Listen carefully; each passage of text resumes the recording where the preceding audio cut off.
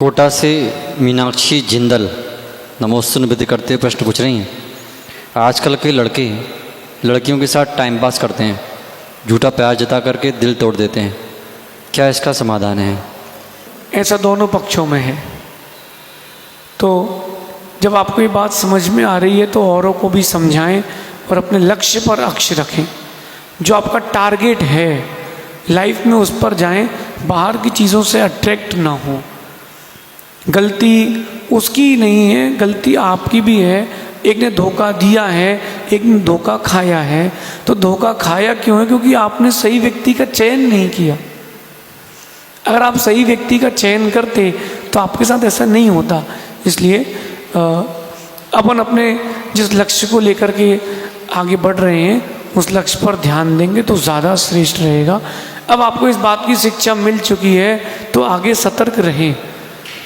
ऐसे एक नहीं हजारों लाखों दृष्टांत हैं। मैं आपको एक दृष्टांत एक जैन लड़की का देता हूँ। उसने अपनी मर्जी से माता पिता को धोखा दे करके विवाह कर लिया। लड़की भी जॉब करती थी, लड़का भी जॉब करता था। कुछ दिन बाद लड़के ने कहा कि तुम जॉब छोड़ दो, तुम घर देखो। फिर धीरे धीरे उसको उसका रंग समझ में आया। आज उस लड़की की स्थिति बहुत खराब है। जिस मैंने किताब में उसका पत्र पढ़ा और उसका पत्र के साथ उसका नंबर भी लिखा था, उसका नाम भी लिखा था कि अगर किसी को शंका हो तो मुझसे बात कर ले। बोले महीने में 2-3 दिन ऐसे आते हैं जब हमारे पति और उनके दोस्त इकट्ठे होते हैं। हम लड़कियां कार पर बैठे रहते हैं, पत्नियां, और वो चाबियां उछालते हैं। जिसके हाथ में जो चाबी आती है वो उसके साथ जाता है।